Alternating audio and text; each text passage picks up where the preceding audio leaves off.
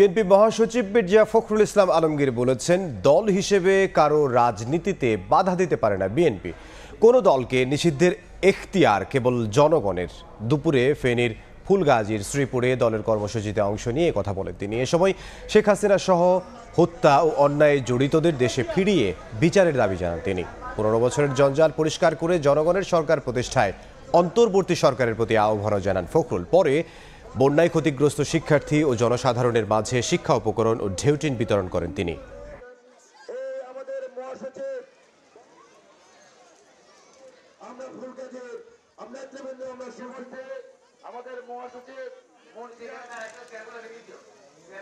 আমরা বলছি যে আমাদের একটা রাজনৈতিক দল কে নির্বাচন করবে, কে রাজনীতি করবে, কে রাজনীতি করবে না, সেটা তো নির্ধারণ করবে জনগণ। আমি একটা রাজনৈতিক দল হিসেবে তো সেই নির্ধারণ করতে পারি না। সুতরাং এখানে কোনো ভুল বুঝাবুঝির অবকাশ নাই। আমরা কখনোই কাউকে কোনো দলকে নির্বাচন করতে দিতে মানা করিনি, কিন্তু যারা হত্যা করেছে, যারা মানুষ খুন করেছে, যারা অন্যায় করেছে, দেশের আপনার সম্পদ নষ্ট করেছে, বিদেশে টাকা পাঠিয়ে দিতে, তাদেরকে অবশ্যই হাসিনা সহ সকলকে নিয়ে সেখানে বিচার করতে হবে, তাদেরকে শাস্তি দিতে হবে। বেগম খালেদা জিয়া তিনি খুব অসুস্থ, তার চিকিৎসা হয়নি। সেই চিকিৎসার জন্য আমরা চেষ্টা করছি তাকে বিদেশে পাঠিয়ে দেওয়ার জন্য। হয়তো খুব অল্প সময়ের মধ্যেই তিনি বিলাতে যাবেন। অন্তর্বর্তী সরকার গঠনের পর প্রথমবার সচিবালয়ে অনুষ্ঠিত হলো উপদেষ্টা পরিষদের বৈঠক। বেলা 11টায় সচিবালয়ের 6 নম্বর ভবনে মন্ত্রিপরিষদ বিভাগে প্রধান উপদেষ্টা ডক্টর মোহাম্মদ ইউনূসের সভাপতিত্বে এই বৈঠক শুরু হয়। এতে যোগদান করেছে আন্তর্জাতিক অপরাধ ট্রাইব্যুনাল আইন সংশোধন অধ্যাদেশের খসড়া উপস্থাপন করা হয়। এটি অনুমোদন হলে গণহত্যার অভিযোগে রাজনৈতিক দলগুলোর বিচারে আন্তর্জাতিক অপরাধ ট্রাইব্যুনাল সুপারিশ করতে পারবে। অন্তর্বর্তী সরকার গঠনের পর প্রধান উপদেষ্টার বাসভবন যমুনা এবং প্রধান উপদেষ্টার কার্যালয়ে উপদেষ্টা পরিষদের নিয়মিত বৈঠক অনুষ্ঠিত হয়ে এলেও এই প্রথমবারের মতো সচিবালয়ে উপদেষ্টা পরিষদের বৈঠক অনুষ্ঠিত হলো।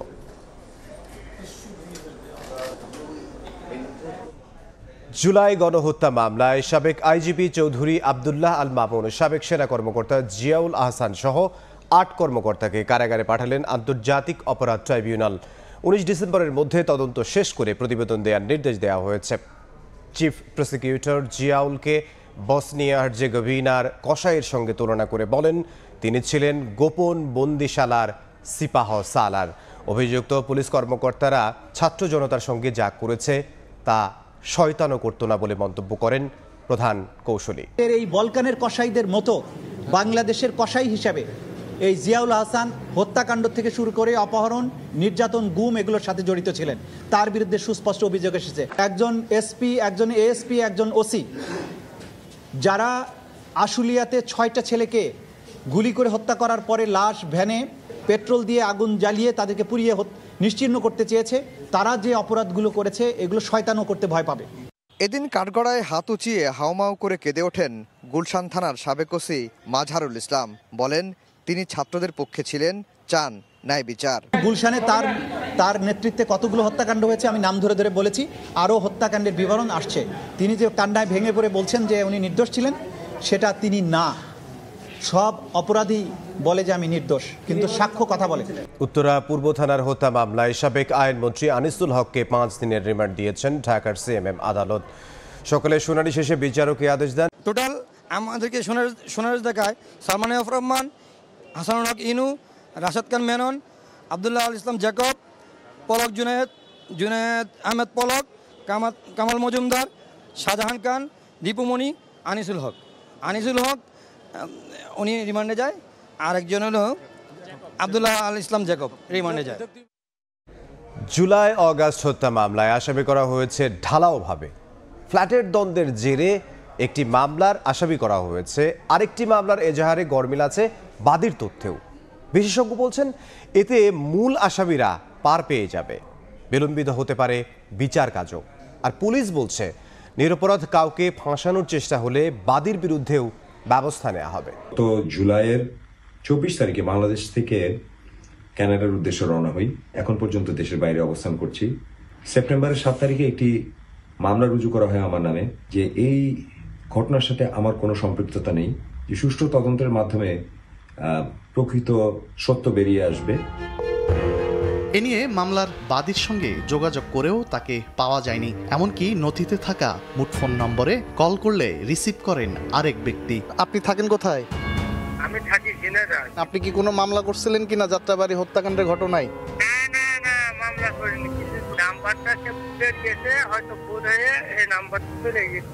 এদিকে গত 4 আগস্ট ধানমন্ডি এলাকায় হত্যা চেষ্টা মামলায় বাদী শরীফ আসামি হিসেবে অন্যান্যদের সাথে এজাহারভুক্ত করেন মোহাম্মদপুরের নার্গিস বেগম ও তার ছেলেকে। মামলাটা হচ্ছে ধানমন্ডি, আমরা থাকি জহুরি মহল্লা। 8-9 বছর যাবৎ এই ফ্ল্যাট থেকে সরানোর জন্য আমাদেরকে 8-10টা মামলা দিছে, এবং সে বলছে 5ই আগস্টের পরে বলছে যে রাজনৈতিক মামলা আমাকে দেওয়া হবে যেন আমি বাড়িঘর ছাড়া থাকতে পারি। এই বয়স নিয়ে একটা মহিলা সে দেশীয় অস্ত্র নিয়ে কিভাবে আক্রমণ করে, সেটা হলো আমার সবার কাছে প্রশ্ন। আমি হাঁটতে পারি না, আমি অসুস্থ। ভুয়া মামলায় সে আমার এরকম করছে, আমি এটা সরকারের কাছে বিচার চাই। মামলার বিষয়ে যোগাযোগ করা হলে বাদী ক্যামেরার সামনে কথা বলতে রাজি হননি। মামলা সংক্রান্ত বিষয় আমি চাচ্ছিলাম না এই বিষয়ে আমি আর কারোর সাথে কথা বলতে। একজন অপরাধ বিশেষজ্ঞ মনে করেন উদ্দেশ্য প্রণোদিতভাবে কাউকে মামলায় জড়ালে বিচার কাজে দীর্ঘসূত্রতার শঙ্কা থাকে। মামলাকে যদি কেউ সুযোগ হিসাবে গ্রহণ করেন, তখন প্রকৃত যে দোষী বা অভিযুক্ত ব্যক্তি তিনিও ওই সুযোগের ফাঁকফোকর দিয়ে বেরিয়ে যাওয়ার একটা সুযোগ খোঁজার চেষ্টা করবেন। মামলার বিবরণ যদি আংশিক সত্য আংশিক মিথ্যা হয়, তখন কিন্তু মামলার ওজন অথবা ভারও কিন্তু আসলে সেটি খুব দুর্বল হয়ে পড়ে। পুলিশ বলছে মামলার অজুহাতে কাউকে হয়রানির সুযোগ নেই, সুষ্ঠু তদন্তের মাধ্যমেই ব্যবস্থা নেবেন তারা। পুলিশ তদন্তকালে কোনো ব্যক্তিকে হয়রানি করবে না, এবং গ্রেফতারের ক্ষেত্রে অবশ্যই আমরা সবকিছু বিচার বিশ্লেষণ করে কারো বিরুদ্ধে যদি ঘটনায় সংশ্লিষ্ট থাকার সুস্পষ্ট অভিযোগ আসে তবেই গ্রেফতারে যাব। কেউ যদি একটা মিথ্যা মামলা করে ইচ্ছাকৃতভাবে, তাহলে সেই ক্ষেত্রে বাদীর বিরুদ্ধে আইন অনুযায়ী ব্যবস্থা নেওয়ার সুযোগ তো রয়েছে। সরকারের উচ্চ পর্যায় থেকে বারবার বলা হলেও ত্রুটিপূর্ণ এমন শত শত মামলা দায়ের হয়েছে দেশে। কাউকে কোনো রকমের হয়রানি করা। তানভীর হাসান মেঘ, সময় সংবাদ, ঢাকা। জুলাই গণ অভ্যুত্থানে অনেক সাংবাদিক সাহসী ভূমিকা রাখলেও 16 বছরের ফ্যাসিবাদের পেছনেও কাজ করেছেন কিছু সাংবাদিক, এমন মন্তব্য করে প্রধান উপদেষ্টা প্রেস সচিব শফিকুল আলম বলেন, কারা কিভাবে স্বৈরাচারীকে সমর্থন দিয়ে গেছে তা খতিয়ে দেখা হবে। দুপুরে জাতীয় প্রেস ক্লাবে ফ্যাসিবাদ মুক্ত গণমাধ্যম চায়ের আয়োজনে আলোচনা সভায় কথা বলেন তিনি। প্রেস সচিব বলেন, যারা 14, 18 ও 24-এর নির্বাচনকে সাপোর্ট দিয়েছে, কার কি ভূমিকা ছিল সেগুলো খুঁজে বের করা হবে। অনুষ্ঠানে গণমাধ্যম সংস্কারে 8টি প্রস্তাব তুলে ধরেন আয়োজকরা।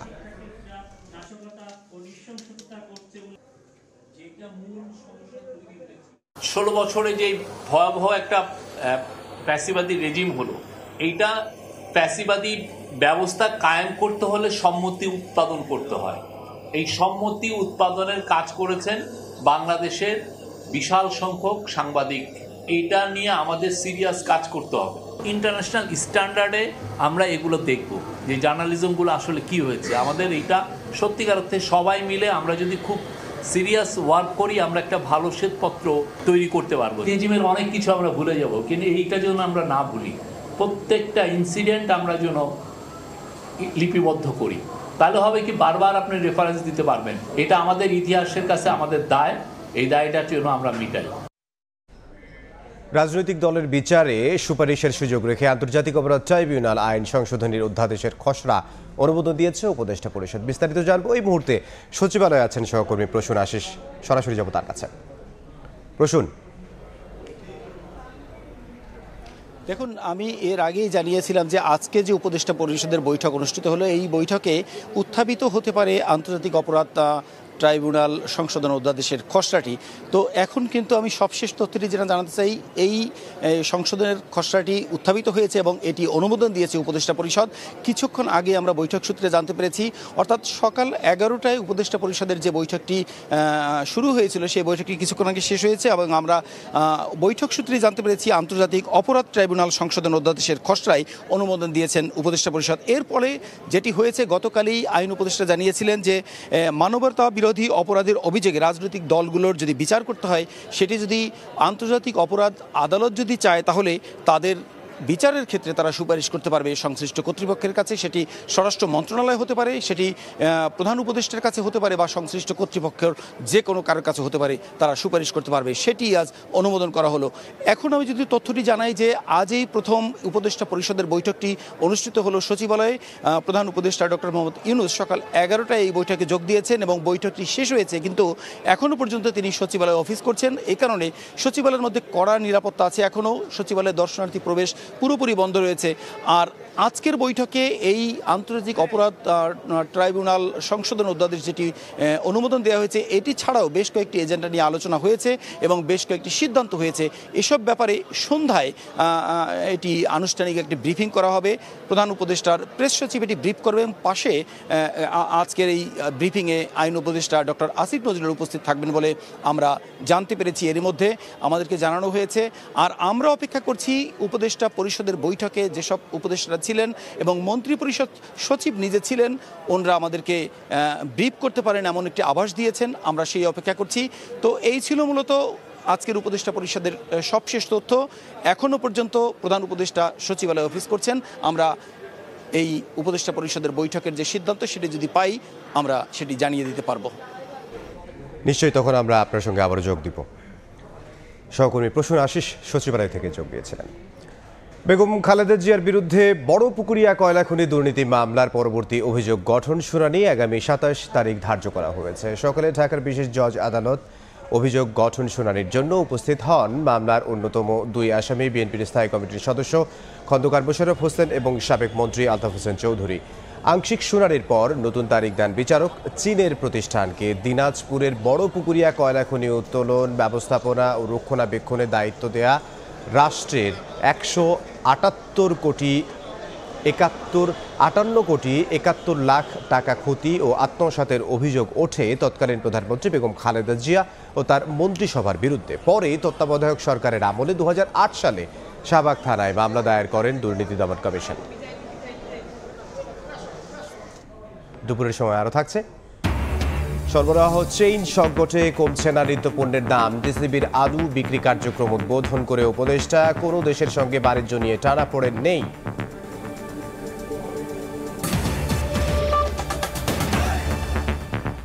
ঢাকা মহানগরে ব্যাটারি চালিত রিকশা চলাচল বন্ধের নির্দেশের প্রতিবাদে সড়ক অবরোধ করে বিক্ষোভ করছেন চালকরা।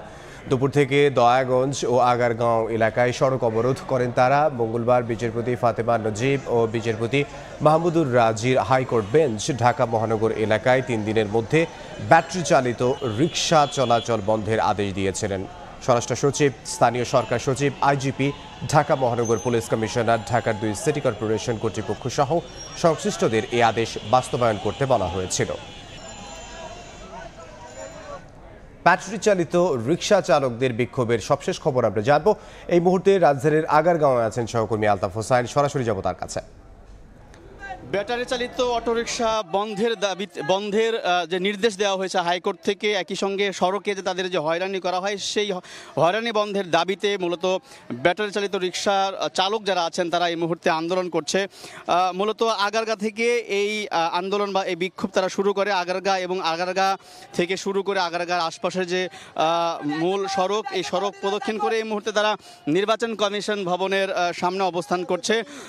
মূলত তাদের যে দাবি সেটি হচ্ছে যে ঢাকা মহানগরের যে 3 দিনের মধ্যে ব্যাটারি চালিত রিকশা চলাচল বন্ধের যে নির্দেশ দিয়েছে হাইকোর্ট, সেই হাইকোর্টের নির্দেশের এই প্রতিবাদে তারা মূলত রাস্তায় নেমেছে এবং একই সঙ্গে ব্যাটারি চালিত রিকশা চলাচল বন্ধের জন্য যে কর্তৃপক্ষের নিষ্ক্রিয়তা প্রশ্নে যে রুল জারি করা হচ্ছে হাইকোর্টে, সেই রুল জারির প্রতিবাদে মূলত তারা আন্দোলন করছে। মূলত আমরা যেটি জানি যে মঙ্গলবার বিচারপতি ফাতেমা নজিব ও বিচারপতি মাহমুদুর রাজিব হাইকোর্টের বেঞ্চ একটি আদেশ দেন। সেখানে স্বরাষ্ট্র সচিব, স্থানীয় সরকার সচিব, আইজিপি, ঢাকা মহানগর পুলিশ কমিশনার এবং সিটি কর্পোরেশনের 2 সিটি কর্পোরেশনের সংশ্লিষ্ট সেখানে ছিলেন এবং সেই আদেশ বাস্তবায়নে তাদেরকে নির্দেশ দেওয়া হয়েছে এবং আদালতের রিটের পক্ষে কিন্তু শুনানিও করেন barrister H M Sanjid Siddiqui, barrister Tasnim Siddiqui এবং এই বৃহত্তর ঢাকা সিটি কর্পোরেশনের যে প্যাডেল চালিত রিক্সা মালিকের যে একটি সংগঠন রয়েছে মালিক সমিতি, সেই সংগঠনের সভাপতি সেক্রেটারি মূলত এই রিট দায়ের করে এবং একই সঙ্গে মঙ্গলবারে এর উপর নির্ভর করে এই রিটের উপর নির্ভর করে যে রুল জারি করা হয়েছে তার দাবিতে কিন্তু রিক্সা চালকরা রাস্তায় নেমেছে এবং তারা যেটি দাবি করছেন, তারা বলছেন যে তারা চান না ব্যাটারি চালিত রিক্সা বন্ধ হোক, তারা চান অনতিবিলম্বে এই যে হাইকোর্টের যে নির্দেশ সেটা বাতিল করা হোক এবং তারা বলছেন নির্বিঘ্নে রাস্তায় যেন ব্যাটারি চালিত অটোরিক্সাকে তারা চলতে দেয়, সেই দাবি তারা করছেন। একই সঙ্গে তারা বলছেন এতে করে যদি বন্ধ হয় তাহলে অনেক মানুষের আয় রোজগার থেমে যাবে। তো এই ছিল আগারগাঁ থেকে রিক্সা চালকদের বিক্ষোভ কর্মসূচির সর্বশেষ।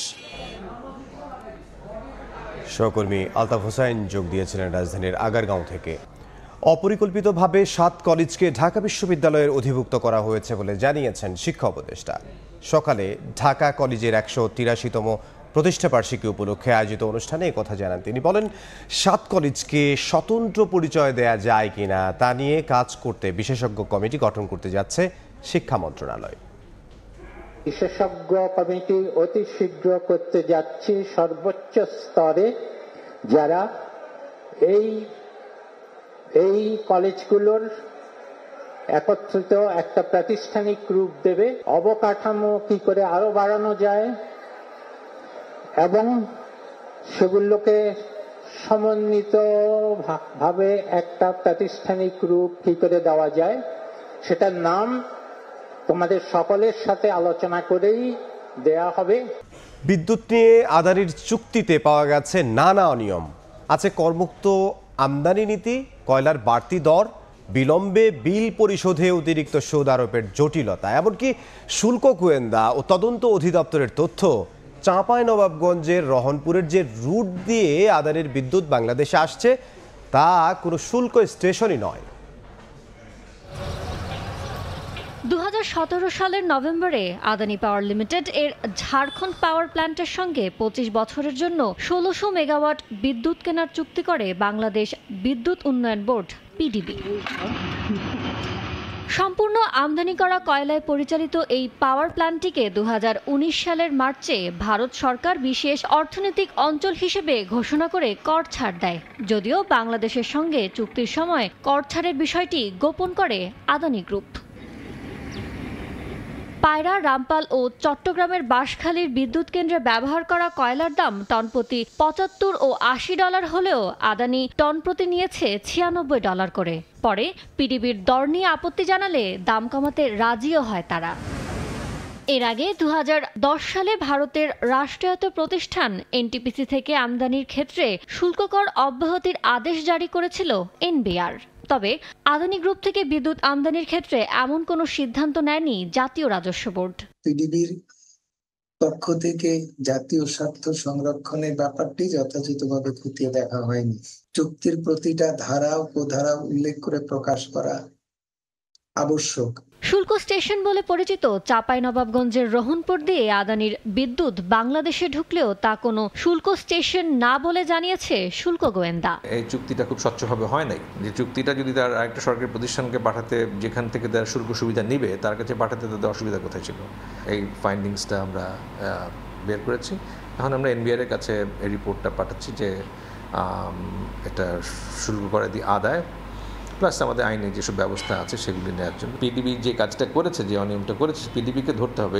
আদানির চুক্তিতে উল্লেখ আছে আমদানি পর্যায়ে শুল্ক কর মওকুফের আদেশ যথাযথ কর্তৃপক্ষের মাধ্যমে অনুমোদনের দায়বদ্ধ থাকবে পিডিবি। পরে কোনো শুল্ক করের প্রসঙ্গ এলে তা পরিশোধের দায়ও নিতে হবে বিপিডিপিকে। এদিকে বিল পরিশোধে বিলম্বের জন্য বছরে 15% চড়া সুদ ধরা আছে আদানির চুক্তিতে, যা পায়রায় নেই। এমন সব জটিলতার মধ্যে বিদ্যুতের 22% বাড়তি দাম নতুন করে চাইছে আদানি। পাশাপাশি আছে বকেয়া বিল পরিশোধের চাপও। ইয়ানুর শিফাত, সময় সংবাদ, ঢাকা। শুরুতে 60 কোটি থাকলেও পরে ব্যয় বেড়ে দাঁড়ায় 125 কোটি টাকা। নকশা করতেই খরচ 3.5 কোটি। রাজনৈতিক বিবেচনায় নেওয়া হয়েছে, তাই 72 কোটি টাকার প্রকল্পের দ্বিতীয় ধাপ বাতিল করেছে গণপূর্ত বিভাগ। ছাত্র জনতার অভ্যুত্থানের পর রাজশাহীতে নির্মাণাধীন বঙ্গবন্ধু স্কয়ারের এখন কি হবে তা নির্ধারণ করতে পারছে না আরডিএ। হাবিবুর রহমান পাপ্পুর ছবিতে মওদুদ রানার রিপোর্ট। বঙ্গবন্ধুর চেতনা, মুক্তিযুদ্ধের প্রকৃত ইতিহাস সমুন্নত রাখার লক্ষ্যে 2017 সালে বঙ্গবন্ধু স্কয়ার প্রকল্প গ্রহণ করে রাজশাহী উন্নয়ন কর্তৃপক্ষ। মেয়াদ শেষ হলেও প্রকল্পের প্রথম ফেজের কাজ চলছে এখনো।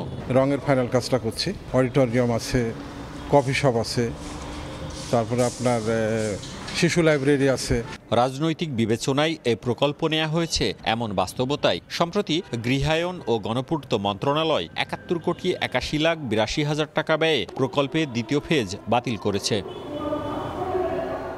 রাজশাহী উন্নয়ন কর্তৃপক্ষের তথ্য মতে 2017 সালে 2 কোটি টাকা ব্যয়ে প্রকল্পের নকশা করে পরামর্শক প্রতিষ্ঠান। 59,28 লাখ টাকা বাস্তবায়ন ব্যয় ধরে 2018 সালে প্রকল্প পাশ হয়। অবকাঠামো নির্মাণ শুরু হয় 2020 সালে। কাজের মাঝে নকশায় পরিবর্তন এনে আরও 1,44 লাখ টাকা নেন পরামর্শক প্রতিষ্ঠান। কর্মকর্তাদের বিদেশ ভ্রমণ সহ সংশোধনের পর নানা খাতে প্রকল্পের ব্যয় বেড়ে দাঁড়ায় 125 কোটি টাকা। দুর্নীতির কারণে এই কাজগুলো হচ্ছে। আমার মনে হয় জবাবদিহিতা এবং স্বচ্ছতা খুবই প্রয়োজনের।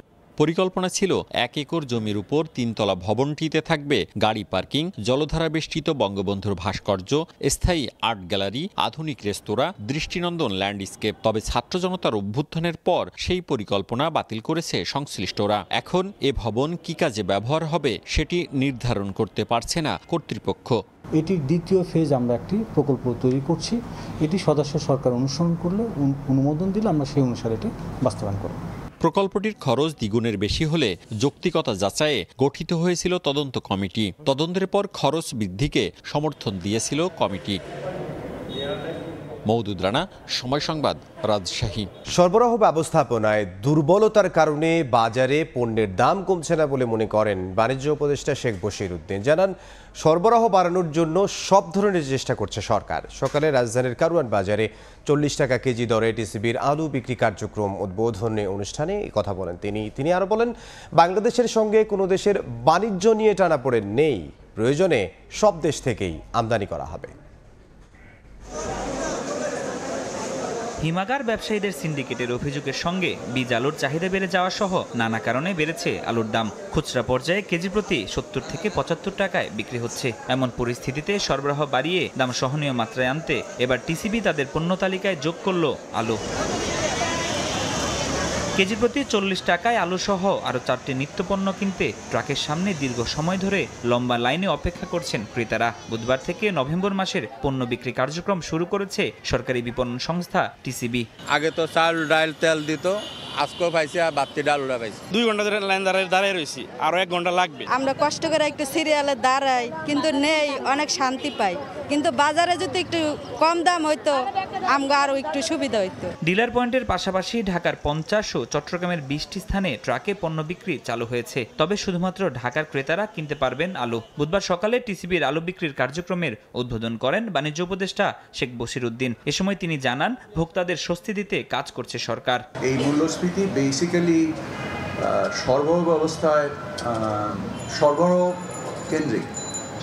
সো আমাদের এই সরবরাহ ব্যবস্থাকে উন্নত করার জন্য আমরা রাত দিন কাজ করছি। বাজারে সরবরাহটাকে যদি আরও সহজ করতে পারি এবং পরিমাণগতভাবে বৃদ্ধি করতে পারি, তাহলে মূল্যের একটা স্থিতিশীলতা অতি দ্রুত আসবে বলে আশা করি। বাংলাদেশের সঙ্গে কোনো দেশেরই বাণিজ্য নিয়ে টানাপোড়েন নেই উল্লেখ করে বাণিজ্য উপদেষ্টা বলেন, বাজার স্থিতিশীল রাখতে আশেপাশে সব দেশ থেকেই পণ্য আমদানি করা হবে। দেখেন, বাণিজ্যের ক্ষেত্রে আমাদের কোনো টানপোড়েন নাই। বাণিজ্য আমরা এখনো ভারত থেকে আমদানি করছি, আমাদের চাল আমদানি হচ্ছে, আলু আমদানি হচ্ছে, ডিম আমদানি হচ্ছে। আমার কাছে Bharat, Pakistan, China is no issue. আমি সবাইকে সংযুক্ত করতে চাই। সরবরাহ বেড়ে দাম না কমা পর্যন্ত টিসিবি আলু বিক্রি কার্যক্রম অব্যাহত রাখবে বলেও জানানো হয়। ফরহাদুর রহমান, সময় সংবাদ, ঢাকা।